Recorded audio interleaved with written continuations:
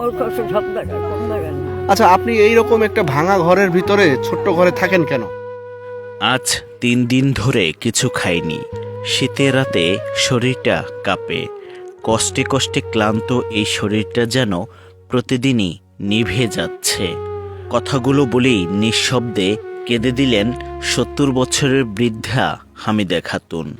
চোখের পানি মুছবার শক্তিটুকু আর নেই তার।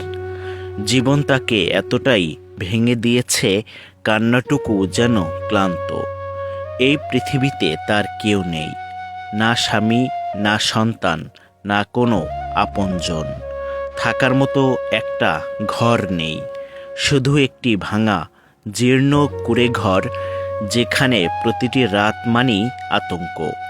শীতের রাতে কনকনে ঠান্ডায় কাঁপতে থাকে তার দুর্বল শরীর।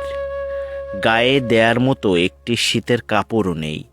কবে শেষবার পেট ভরে ভাত খেয়েছেন, সেই স্মৃতিটুকু সময়ের সাথে হারিয়ে গেছে। অনেক সময় 2 দিন 3 দিন কিছুই জোটে না। ক্ষুধার যন্ত্রণায় তখন শুধু পানি খেয়েই বেঁচে থাকেন। রাত নামলেই ভয় তাকে গ্রাস করে। এই বুঝি ঘরটা ভেঙে পড়বে, এই বুঝি শেষ নিঃশ্বাস। শেষ ভরসা নিয়ে গিয়েছিলেন চেয়ারম্যান মেম্বারদের কাছে। ভেবেছিলেন জীবনের শেষ বয়সে এসে হয়তো একটু আশ্রয় পাবেন, কিন্তু ফিরে এসেছেন শূন্য হাতে। কেউ তার কষ্ট শোনেননি, কেউ তার দিকে ফিরেও তাকায়নি। মানুষ যখন জীবনের শেষ প্রান্তে এসে একটু শান্তি খোঁজে, ঠিক তখন হামিদা খাতুনের জীবনে হয়ে উঠেছে আরও নিষ্ঠুর। বৃষ্টির দিনে ঘরের ভেতরেই নামে বৃষ্টি। শীতে ঘরের ভেতর বসেই জমে যায় তার শরীর। হামিদা খাতুনের এই জীবনের গল্প শুধু কষ্টের নয়, এই গল্প আমাদের বিবেকের কাঠগড়ায় দাঁড় করায় আমাদেরই। এই গল্প শুনলে চোখ ভিজে আসে, হৃদয় চেপে ধরে এক অজানা অপরাধ বোধ। আসুন আজই থামাই এই অবহেলা, যার যার সামর্থ্য অনুযায়ী পাশে দাঁড়াই। একটি ঘর, একবেলা খাবার, একটু উষ্ণতা। হামিদা খাতুনের জীবনের শেষ সময়টুকু যেন অভিশাপ না হয়ে ওঠে, কারণ আজ সে হামিদা খাতুন, কাল এই গল্প হয়তো আমাদেরই কারো হয়ে যেতে পারে। আপনার একটি মূল্যবান শেয়ারে হয়তো হামিদা খাতুনের জীবনের গল্প বদলে দিতে পারে। হয়তো এই ভিডিওটি এমন একটি মানুষ দেখতে পারে যে হামিদা খাতুনের দায়িত্ব নিতে পারে।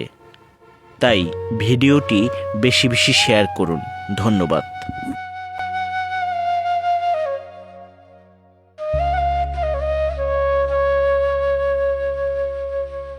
দেখা তো কি নাম?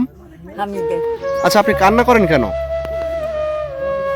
হ্যাঁ, আপনি কান্না করেন কেন? আসলে আপনার কষ্টটা কি একটু বলেন তো? হ্যাঁ, ওর কষ্ট সব জায়গায়, কোন জায়গায় না। আচ্ছা, আপনি এই রকম একটা ভাঙা ঘরের ভিতরে ছোট্ট ঘরে থাকেন কেন? হ্যাঁ, আপনার ছেলে মেয়ে নাই?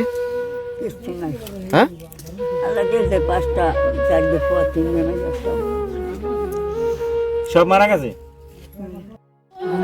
মানে ওনার ছেলে মেয়ে নাই? না, ওনার কিচ্ছু নেই, স্বামী নেই, ছেলে নাই, কোনো পোলাপান না, কিচ্ছু নাই। এই বোন পুতাছে কই আমার বাড়ি, ওই 2 বোন। সরকারি কোনো সহযোগিতা না, পান? কোনো সরকারি সহযোগিতা পায় না, কোনো কিচ্ছুই পায় না। এই এলাকাটার নাম কি?